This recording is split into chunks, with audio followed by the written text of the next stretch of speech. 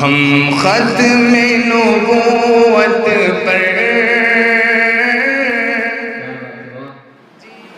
الحمدللہ نحمده ونستعینه ونستغفره ونؤمن به ونتوکل علیہ ونعوذ باللہ من شرور انفسنا ومن سیئات اعمالنا من يهد الله فلا مضل له ومن يضلل فلا هادي له ونشهد ان لا اله الا الله وحده لا شريك له ونشهد ان محمدا عبد الله ورسوله صفوة الخلق وافضل الهداة الى صراط الله صلى الله وسلم وبارك عليه وعلى آله الطيبين الطاهرين وعلى صحابته أجمعين أما بعد فأعوذ بالله من الشيطان الرجيم بسم الله الرحمن الرحيم فمن كان يرجو لقاء ربه فليعمل عملا صالحا ولا يشرك بعبادة ربه أحدا وبالسند المتصل منا بشيخ عبد الله الأزهري إلى الإمام الهمام الحافظ الحجة أمير المؤمنين أبي عبد الله محمد بن إسماعيل رحمه الله قال باب قول الله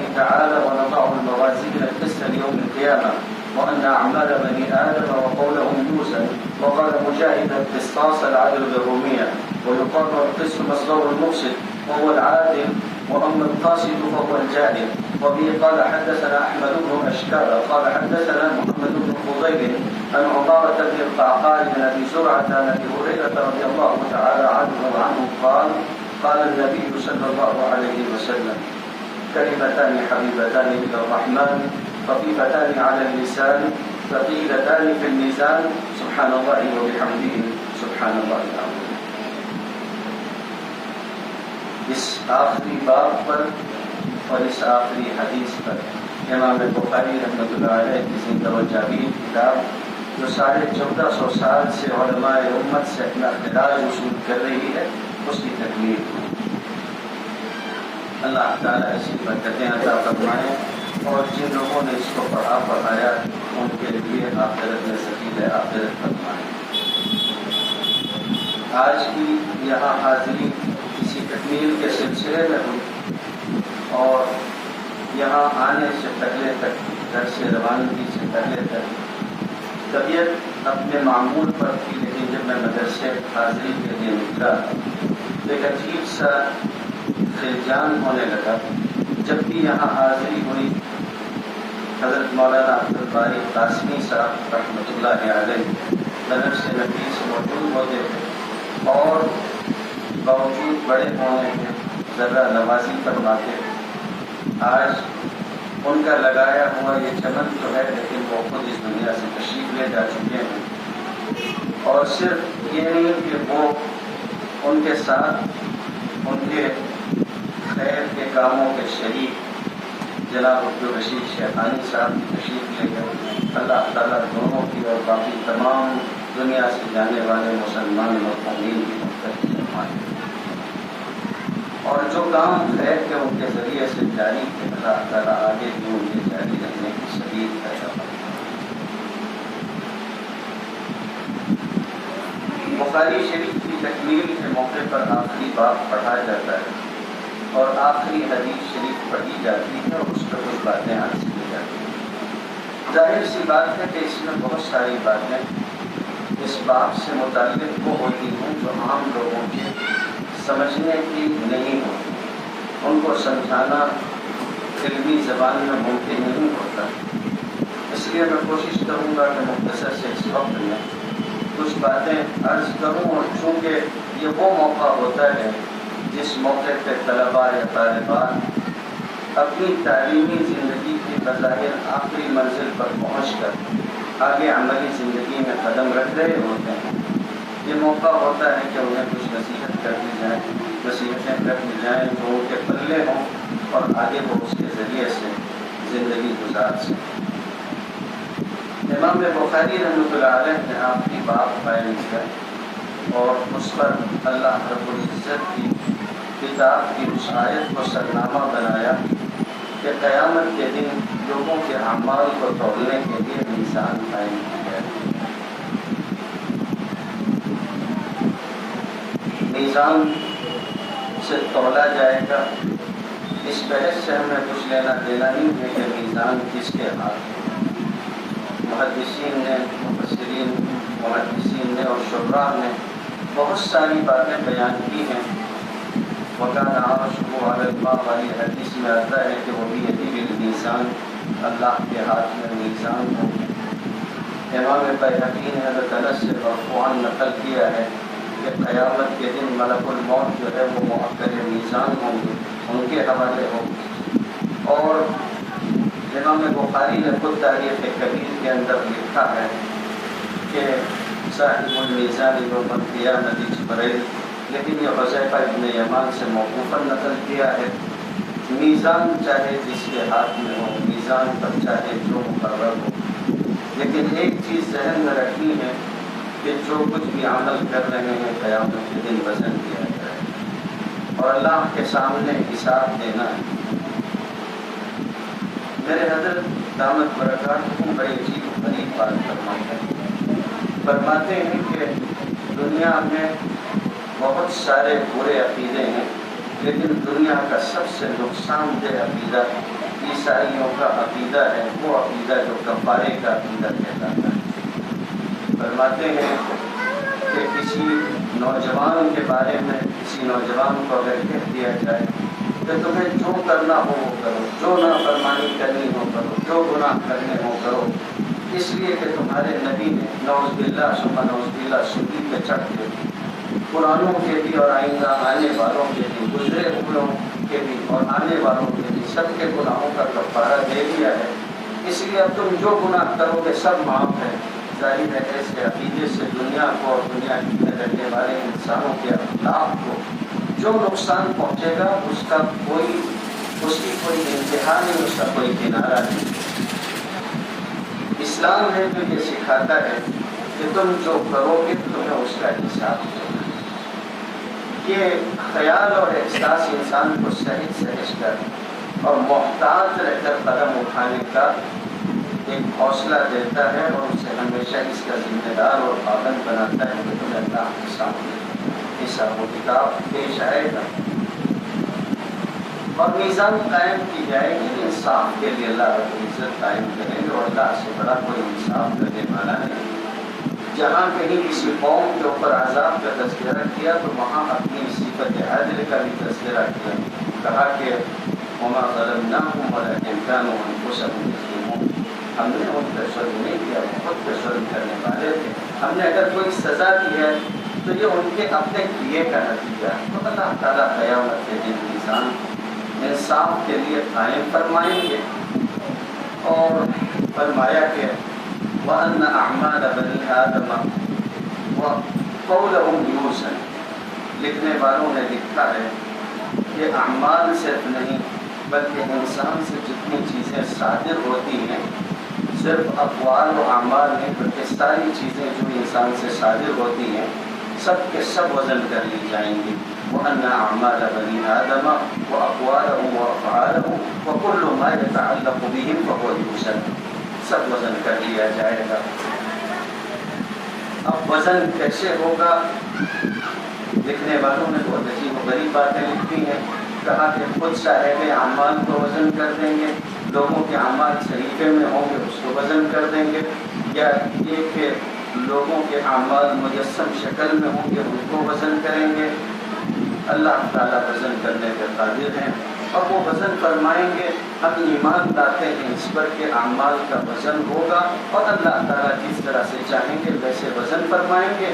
ہم کو اعمال کرنے ہیں اور اعمال کے سلسلے میں یہ یاد رکھنا ہے کہ اعمال اچھے ہوں، اللہ کو راضی کرنے والے ہوں، تاکہ کل قیامت کے دن کی سرخروئی حاصل ہو سکے. امام بخاری رحمۃ اللہ علیہ آگے اپنے استاد سے نقل کرتے ہیں کہ لفظ جو قسط کا استعمال ہوا اس پر تو کبھی بحث ہے کہ وقال مجاہد، امام مجاہد رحمۃ اللہ علیہ نے کہا ہے کہ قسطاس العدل الرومیہ، کہ قسطاس رومی زبان میں عدل کو کہتے ہیں، انصاف کو کہتے ہیں. وہ یقال والقسط مصدر المقسط، اور یہ بھی کہا گیا کہ قسط جو ہے وہ مقسط کا مصدر ہے اور اس کے معنی عادل کے ہوتے ہیں. وہ امل قاصد رہی بات قاصد کی تو اس کے معنی ظالم اور جاہل کے ہوتے ہیں. ہمارے شہر کے لوگ متعدد مرتبہ ختم بخاری کی تقریر سن چکے ہوتے ہیں، اس لیے یہ ساری تفصیلات بھی ان کے ذہن میں ہوتی ہیں اور طالبات وغیرہ جو ہیں ان کو بیان بھی کر دیا جاتا ہے، اس لیے اس موقع پر اس کی زیادہ تفصیل یہاں موجود نہیں ہے۔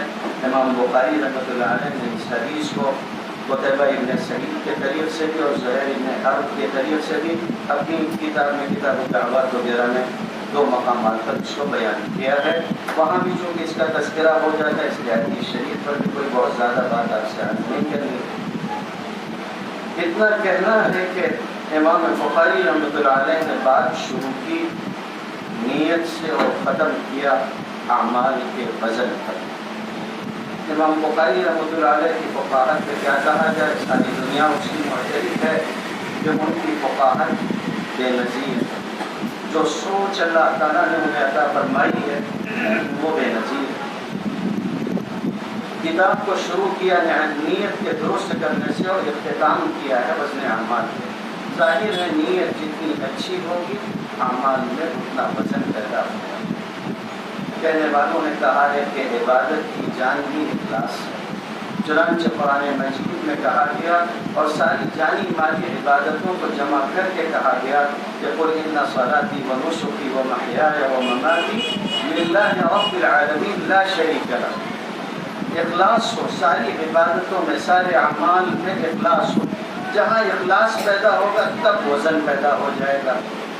اسی لیے قرآن مجید میں یہ جو کہا گیا کہ یبلوکم ایکم احسن عملا، یہ جو آزمائش ہے اس لیے ہے تاکہ یہ دیکھا جائے کہ کس کے اعمال اچھے ہوتے ہیں۔ اعمال کی کثرت نہیں، اعمال کا حسن مطلوب ہے، اور مفسرین نے لکھا ہے کہ اعمال میں حسن اخلاص سے پیدا ہوتا ہے۔ رخصت ہونے والی طالبات کو ذہن میں رکھنا چاہیے اب زندگی کا وہ دور شروع ہوگا جس میں عمل ہوگا، اور ہم نے بخاری شریف پڑھی، حدیث کی دیگر کتابیں پڑھی۔ آج تک زندگی کا جو رخ تھا ہم نے اس لیے نہیں پڑھا ہے کہ ہم دوسروں سے عمل کروائیں، ہم نے اس لیے پہلے پڑھا ہے کہ ہم خود عمل کریں گے۔ ایک بڑے محدث کہتے ہیں کہ اصحاب الحدیث ادوا زکاۃ هذا الحدیث اعملوا من كل 100 حدیث ب5 احادیث، حدیث کے پڑھنے والوں حدیث کی زکوٰۃ دے دیا کرو۔ اگر تم اعملوا من كل 100 حدیث، اگر تم جو ہے وہ 200 حدیثیں پڑھ لو تو کم سے کم 5 حدیثوں پہ عمل بھی کر لیا، خود عمل کر۔ جو پڑھا ہے طے کر لیں کہ اب اپنے عمل میں داخل کرنا اور اخلاص کے ساتھ آگے بڑھنا۔ اور یہ وہ ذریعہ ہے جو علم کو مستحضر رکھنے کا ذریعہ ہے۔ کہنے والوں نے کہا اذا اردت ان تحفظ الحدیث فاعمل به، جب تم یہ چاہو کہ حدیثیں محفوظ ہو تمہارے دل و دماغ میں، تمہارے قلب و ذہن میں، تو تم کو چاہیے کہ تم اس کے اوپر عمل کریں، وہ حدیثیں محفوظ رہیں، طریقہ محفوظ ہو جائے گا، استخارہ کس طرح کرنا ہے، مسجد میں کس طرح داخل ہونا، مسجد سے کس طرح نکلنا ہے، حدیثیں خود تمہارے ذہن میں محفوظ ہوتی جائیں گی جب آپ کا عمل سنت کے موافق ہو جائے گا۔ تو اخلاص پیدا ہو، پہلی چیز ہے اخلاص، اخلاصی سے وزن پیدا ہوتا ہے۔ نیت جب درست ہوگی یہی اخلاص کی بنیاد ہے۔ چنانچہ کہا گیا کہ اعمال کے درست ہونے کی 2 ہی شرطیں ہیں کہ اعمال مقبول بھی ہوں اور درست بھی ہوں۔ اس کی 2 شرطیں ہیں، ایک تو یہ ہے کہ اخلاص ہو، اللہ کی رضامندی مطلوب ہو، اور دوسرے یہ کہ طریقہ سنت کے موافق ہو۔ جب یہ دونوں چیزیں ہوں تو اعمال درست بھی ہوتے ہیں اور مقبول بھی ہوتے ہیں۔ حدیث شریف میں آتا ہے، مسلم شریف کی حدیث ہے، نبی کریم صلی اللہ علیہ وسلم نے ارشاد فرمایا ان اللہ یحب العبد التقی الغنی الخفی، فرمایا کہ اللہ تعالیٰ ایسے بندے کو پسند فرماتے ہیں جو متقی ہو، ایسے بندے کو پسند فرماتے ہیں جو غنی ہو، ایسے بندے کو پسند فرماتے ہیں جو چھپا ہوا۔ متقی وہ ہوتا ہے جو ظاہر و باطن ہر حال میں اللہ سے ڈر کر زندگی گزارنے والا ہو، اور غنی وہ ہوتا ہے جس کی طبیعت میں استغنا ہو، جیسا کہ کتابوں میں آتا ہے کہ الغنیٰ من النفس، مالداری دل کی مالداری ہوتی ہے۔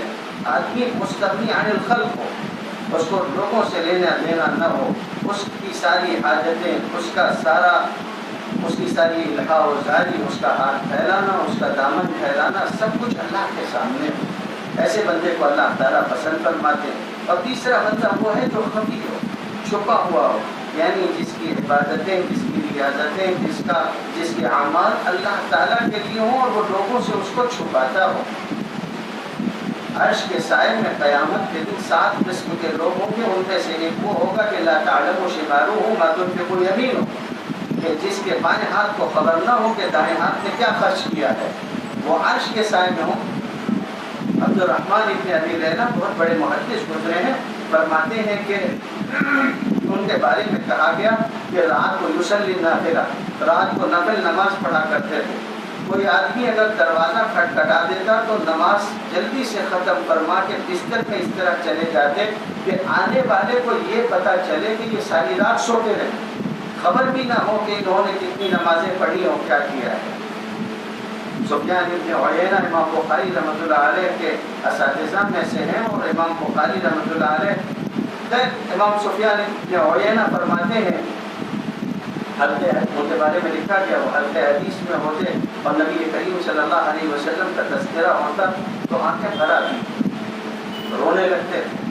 لیکن اس پہ یہ عالم تھا کہ اپنی آنکھوں پہ اپنا امامہ باندھ لیتے تاکہ لوگ آنکھیں نہ دیکھ سکیں، اور آواز کا یہ علاج فرماتے کہ کہتے ماں اشد زکام، کتنا شدید زکام ہو گیا ہے، گلا پھنس رہا ہے.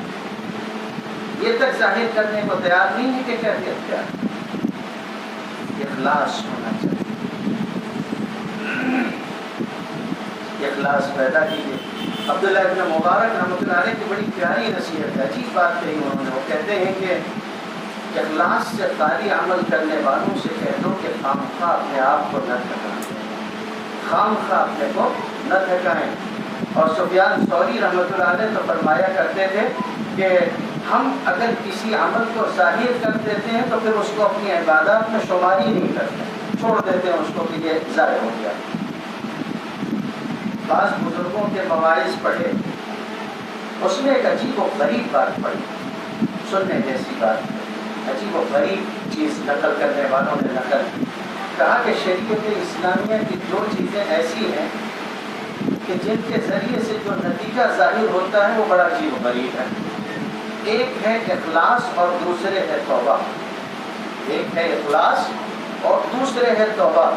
فرمانے لگے اخلاص کی خوبی یہ ہے کہ جو چیز معلوم ہوتی ہے وہ بھی موجود ہو جاتی ہے، جس کا وجود نہیں ہے اس کا بھی وجود ہو جاتا ہے اخلاص کے ذریعے سے. مسلم شریف کی حدیث ہے، حدیث قدسی، اللہ رب العزت ارشاد فرماتے ہیں اذا هم عبدی بحسنۃ ولم يعملها كتبت له حسنۃ. میرا بندہ اگر کسی نیکی کا ارادہ کر لیتا ہے، اگرچہ کہ اس نے وہ نیکی نہیں کی، مگر میں اس کے لیے ایک نیکی لکھ دیتا. عمل نہیں ہے، اخلاص نیت موجود ہے، اس کی وجہ سے یہ ہوتا ہے کہ ایک معلوم چیز کو بھی وجود مل جاتا ہے. اور فرمانے لگے کہ دوسری چیز ہے توبہ، کہ ایک موجود چیز کو بھی معلوم کر دیتی ہے.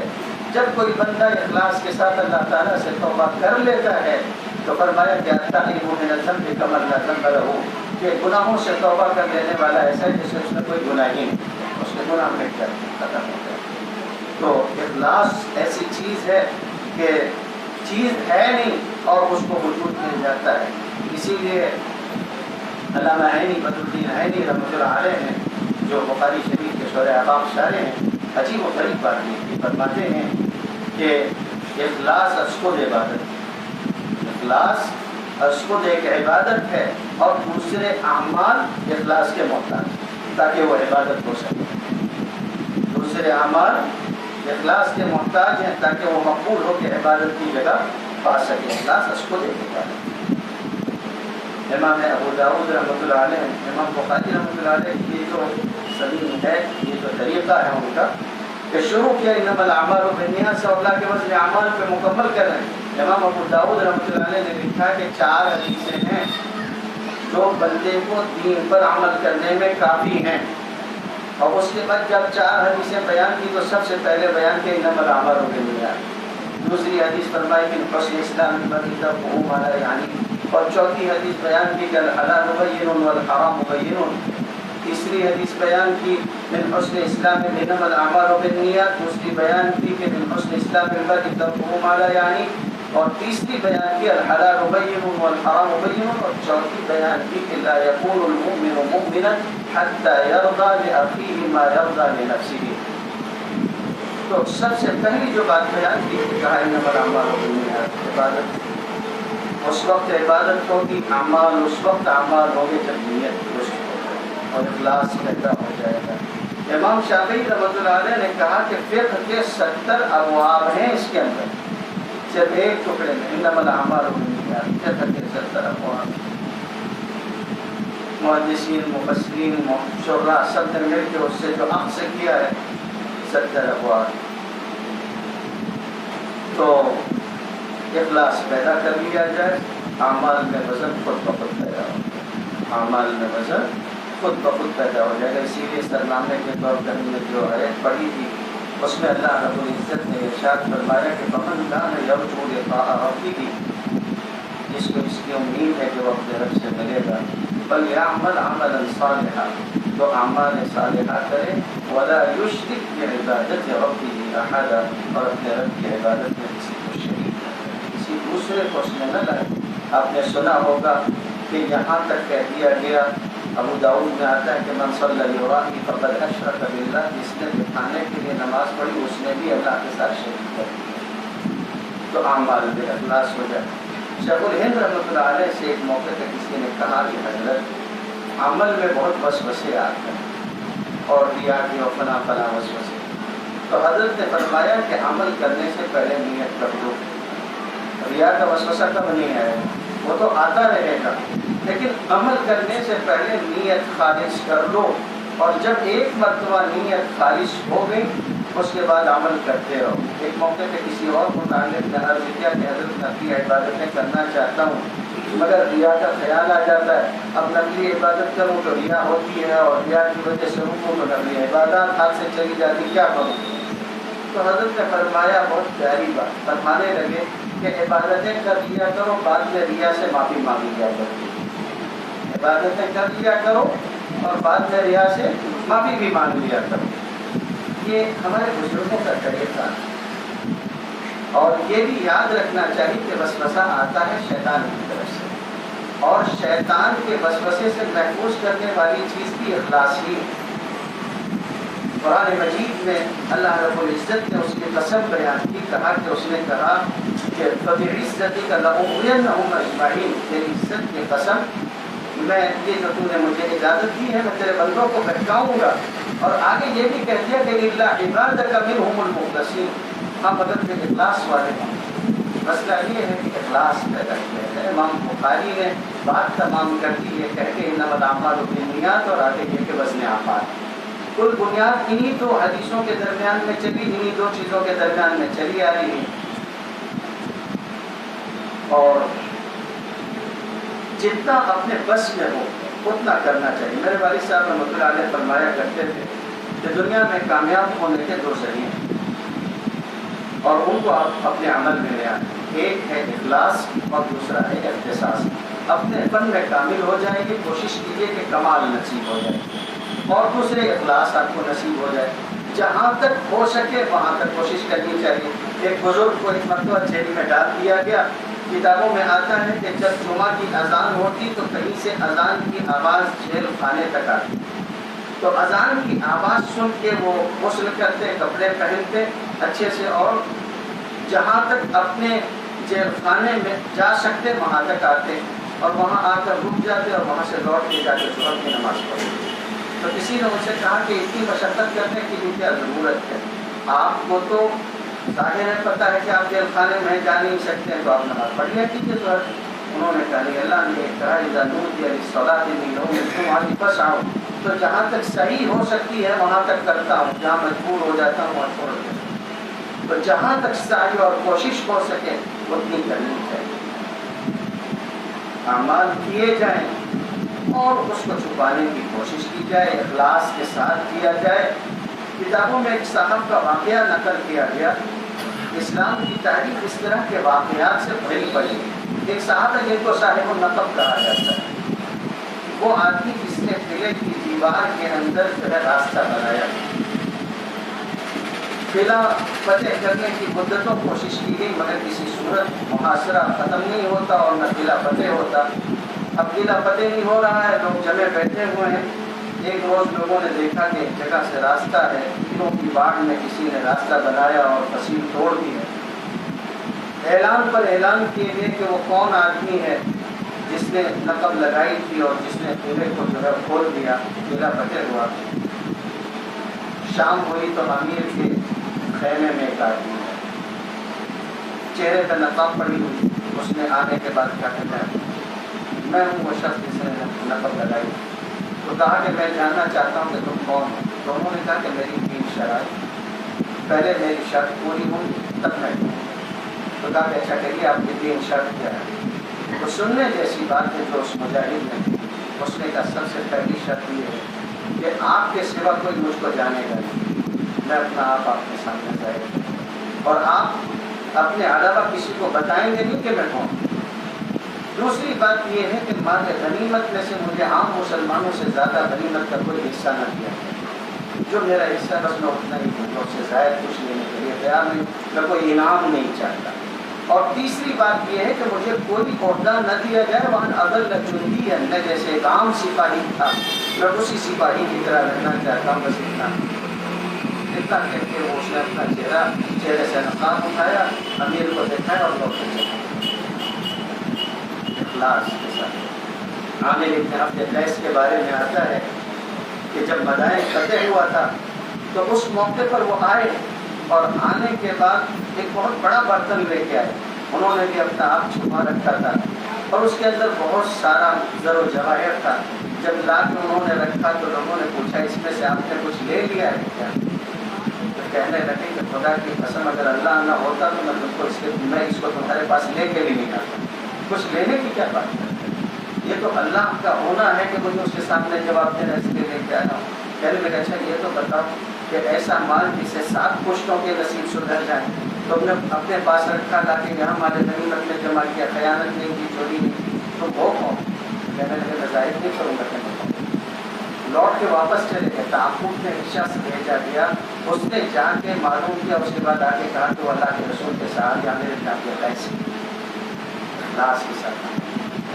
آخری حدیث امام بخاری رحمۃ اللہ علیہ نے بیان کی ہے، کہتے ہیں کہ نبی کریم صلی اللہ علیہ وسلم نے ارشاد فرمایا کہ کلمتان حبیبتان الی الرحمن، 2 کلمے ہیں اللہ تعالیٰ کو بہت پسندیدہ ہیں، خفیفتان علی اللسان، زبانوں پہ بڑے ہلکے ہیں، اور ثقیلتان فی المیزان، میزان کے پلوں میں بڑے بھاری ہیں۔ حدیث شریف میں آتا ہے کہ الحمدللہ تملأ المیزان، اور یہ کہا گیا کہ سبحان اللہ والحمدللہ تملأان ما بین السماوات والارض، الحمدللہ میزان کو بھر دے گا۔ لوگ یہ کہتے ہیں کہ جب میزان بھر جائے گی ایک ہی کلمے سے تو پھر دیگر اعمال کیسے وزن کیے جائیں گے؟ فرمایا کہ اعمال ان کا وزن گویا نور کی طرح ہوگا کہ ایک چراغ روشن کر دیا جائے تو روشنی ہو جاتی ہے، پھر دوسرا روشن کر دیا جائے تو کوئی تزاحم نہیں ہوتا، اس کی بھی روشنی پھیل جاتی ہے، تیسرے چوتھے جتنی ہوں گے تو اس سے کوئی تزاحم نہیں ہوگا، ایک آئے گا بھر دے گا، دوسرا آئے گا اور چمک بڑھ جائے گی، تیسرا آئے گا۔ اعمال جس قدر رکھنے چاہیں گے رکھے جائیں گے۔ خیر، تو فرمایا کہ کلمات ہیں، میرے والد صاحب رحمۃ اللہ علیہ فرمایا کرتے تھے کہ اگر اللہ کے نام میں وزن نہ ہو تو پھر اس کے نام میں یہ کلمات اللہ کے حمد کے، اس کی تعریف کے ہیں، اگر انہی میں وزن نہ ہو تو دنیا کی کسی شے میں پھر وزن نہیں۔ فرمایا سبحان اللہ و بحمدہ سبحان اللہ العظیم، یہ تنزیہ اور تحمید کے کلمات ہیں، یعنی یہ کہنا کہ پیارے اللہ آپ کی ذات تمام تر نقص اور معائب سے پاک ہے۔ حضرت بہت پیاری تشریح کرتے ہیں، فرماتے ہیں کہ صرف کہہ دینے کا مسئلہ نہیں ہے کہ سبحان اللہ و بحمدہ سبحان اللہ العظیم، بلکہ یہ ہے کہ انسان بصیرت کے ساتھ پوری سمجھداری کے ساتھ یہ بات اپنے ذہن میں بٹھا لے اور یہ کہے کہ میرے رب اگر مجھے کوئی مشکلیں پیش آتی ہیں، کوئی تکلیف پیش آتی ہے، حالات آتے ہیں، میرے اوپر مصائب آتے ہیں، تو یہ میرے کیے کا نتیجہ ہے، ایسا نہیں ہے کہ آپ کی قوت میں کوئی کمی ہوئی یا کوئی اور اس طرح کی بات ہوئی، نہیں، آپ کی ذات تمام تر نقائص اور معائب سے پاک ہے۔ سبحان اللہ و بحمدہ، اور آپ کی ذات تمام تر تعریفات کی اکیلی حقدار ہے۔ میں اگر عبادت کرتا ہوں یا اعمال کرتا ہوں یا میں کوئی نیکی کا یا خیر کا کام کرتا ہوں تو اس سے آپ کی ذات میں یا آپ کی بزرگی میں یا آپ کی علو شان میں کوئی اضافہ نہیں ہونے والا ہے. آپ پہلے سے ایسے ہیں کہ ساری تعریفات کے اکیلے مالک ہیں. سبحان اللہ و بحمدہ سبحان اللہ العظیم. اللہ تعالیٰ کے نام سے کتاب ختم کر دی امام بخاری نے. خدا کرے کہ ہمارا بھی خاتمہ اللہ تعالیٰ کے نام کے ساتھ اور اس کی گواہی اور شہادت کے ساتھ ہو. اللہ تعالیٰ نے اس کتاب کو اپنے فضل و کرم سے مکمل کروا دیا. اللہ تعالیٰ ہم سب کو نیک اعمال کرنے کی توفیق عطا فرمائے. اور آخر دعوانا الحمدللہ رب العالمین. تو یہ ہے کہ اب آپ میدان عمل میں اتریں گی اور جب اتریں گی تو آپ سے پوچھا جائے گا, آپ سے سوال کیا جائے گا. لوگ آپ سے دینی مسائل میں رہنمائی حاصل کرنے کی کوشش کریں گے. اپنے مقام اور مرتبے کا خیال کریں. آپ جس مسلک تک دکھائی جا رہی ہیں وہ بہت بڑی. علامہ ابن قیم رحمۃ اللہ علیہ نے مفتیوں کو نصیحت کرتے ہوئے کہا تھا کہ وَلْيَعْلَمِ الْمُفْتِي عَمَّن يَنُوبُ فِي فَتْوَاهُ, کہ مفتی کو اس کا خیال کرنا چاہیے کہ وہ جو فتویٰ دے رہا ہے وہ اس میں کس کا نائب ہے. آپ صدیاں پیچھے کر دیجئے, وقت بیچ کا اٹھا دیجئے اور عالم تصور میں دیکھیے کہ اگر نبی کریم صلی اللہ علیہ وسلم تشریف فرما ہوتے تو لوگ انہی سے پوچھتے اور انہی سے پوچھا جاتا تھا کہ ان کا حق تھا. یسألونک عن المحلہ, یسألونک یا یستفتونک, اس طرح کے جتنے جملے کہے گئے ہیں ان جملوں سے آپ صلی اللہ علیہ وسلم کی ذات بابرکات مراد ہے. آپ سے پوچھا جاتا تھا. آج آپ نہیں ہیں, ان کا نائب بن کر آپ ان کا جواب دیں, ان کی طرف سے جواب دیں گی. اس لیے اس کا خیال کرنا کہ کوئی بات ایسی نہ ہو جائے کہ اس مقام اور مرتبے کے خلاف ہو. اورنگزیب عالمگیر رحمۃ اللہ علیہ کے زمانے میں ایک مسخرہ تھا. وہ بہت تیز بدل کے بیوقوف بنانے کی اور ہنسانے کی کوشش کرے. ہر مرتبہ اورنگزیب عالمگیر رحمۃ اللہ علیہ سمجھ جائے کرتے تھے. ایک مرتبہ اس نے کہا کہ ایسا دھوکہ دوں گا کہ آپ نہیں سمجھ پائیں گے. اور اس کے بعد جب اس کو پتہ چلا کہ اورنگزیب عالمگیر رحمۃ اللہ علیہ کے علاقے میں جا رہے ہیں جنگ کے لیے, پہلے سے نکلا اور ایک جگہ جا کے وہاں اس نے دیش بدلا ایک بزرگ تھا اور وہاں بیٹھ کے خوب عبادتیں کی. آس پاس کے لوگ بیچارے ویسے کمزور عقیدے کے تھے, اسے خوب معتقد ہو گئے. اب اورنگزیب عالمگیر رحمۃ اللہ علیہ کا مزاج کے کسی علاقے سے گزرے تو بزرگوں کی خدمت میں حاضر ہوئی. تو جب وہاں سے گزر ہوا تو معلوم ہوا کہ یہاں بھی ایک بزرگ آئے, ان کی بھی خدمت میں حاضری کی اور کچھ اشرفیوں کے توڑے نظر کرنے چاہے, اس نے قبول نہیں کیا. آگے جب اگلی منزل پہ پہنچے تو پھر آیا وہ, تو اورنگزیب عالمگیر رحمۃ اللہ علیہ نے دیکھا کہ اچھا بزرگ خود تشریف لے آئے. اس نے کہا کہ میں بزرگ نہیں, میں وہی مسکرا ہوں. دیکھا آپ نے اس دیش میں مجھے نہیں پہچانا. پھر قصہ مختصر یہ کہ اورنگزیب عالمگیر رحمۃ اللہ علیہ نے کہا کہ اللہ کے بندے, تجھے جب میں انعام دے رہا تھا تو بہت ساری اشیاء تھیں, جب میں تمہیں دے رہا تھا نظر کر رہا تھا تو بہت ساری اشیاء تھیں, لیکن اب انعام دیں گے تو تیری حیثیت پہ موقع دیں. تو اس نے کہا کہ میں بے وقوف نہیں ہوں, میں سمجھتا تھا کہ اس وقت لے لیتا تو زیادہ ملتا, لیکن مسئلہ یہ ہے کہ اس وقت میں نے فیس بدل کے جس مسند کو اختیار کیا تھا وہ شکریہ کیا. اگر میں آپ کا نذرانہ قبول کر لیتا تو لوگ یہ کہتے کہ صوفی نے بادشاہ کا نذرانہ, یہ تاریخ بن جاتی ہے. اس کے اپنے مقام اور مرتبے کا خیال. دوسری بات جو عرض کرنی ہمارے اساتذہ نے مجھ سے کہی, آپ سے بھی کہتے ہیں, اور وہ یہ ہے کہ دیکھو حدیث شریف میں آتا ہے طوبیٰ لمن فرمایا کہ طوبیٰ لشخص طوبیٰ لرجل جعلہ اللہ مفتاحا للخیر ومغلاقا للشر. اس شخص کے لیے بڑی خوش بختی کی بات ہے کہ جس کو اللہ تعالیٰ نے کسی خیر کے کاموں کا جاری کرنے والا اور شر کے کاموں کا بند کرنے والا بنایا. بہت بڑی بات ہے کہ نبی کریم صلی اللہ علیہ وسلم سے خیر کا ایک سلسلہ چلا, تعلیم و تعلم کا, اور اساتذہ کے ذریعے سے ہم تک پہنچا. تو وہ کہنے لگے کہ دیکھو ہم نے تم کو پڑھا دیا ہے, یعنی وہ سلسلہ جو ہم تک آیا تھا ہم نے آگے بڑھا دیا, تم اس کو ختم کرنے والے مت بننا. اس سے بڑی بدبختی کیا ہوگی کہ حضور سے ایک ذاتی سلسلہ چلا اور تم پہ آگے خیر کا ختم ہو گیا. تو تم اپنے بعد کوشش کر کے کسی نہ کسی کو ضرور پڑھا دینا تاکہ خیر کا یہ سلسلہ جاری ہے. اور ایک آخری بات جو عرض کرنے کی ہے وہ یہ کہ آگے اللہ تعالیٰ ممکن ہے کہ خدمت لیں. جب اللہ تعالیٰ خدمت لیں تو اس کا خیال رکھنا کہ ہماری حیثیت کچھ نہیں ہے اور اللہ کا کام بہت بڑا ہے اور اللہ تعالیٰ بے نیاز ہے. جس سے چاہیں اس سے خدمت لے لیں. فاسق و فاجر سے بھی خدمت لے سکتے ہیں اپنے دین کی. تو جس سے چاہیں اپنے دین کی خدمت لے لیں. اگر ہم سے خدمت لے رہے ہیں تو اس پہ ناز نہیں نیاز کا معاملہ ہونا چاہیے. اللہ تعالیٰ کا شکر ادا کرنا. وہ شہزادی نے پہلی بات یہی ہے کہ منت مرے کی خدمت سلطان نہیں بولے. یہ احسان نہ جتاؤ کہ تم تو بادشاہ کی خدمت کرتے ہو، بلکہ بادشاہ کا احسان مانو کہ اس نے تم سے خدمت لے لی، ورنہ اس کو خدمت گزاروں کی کیا کمی ہے.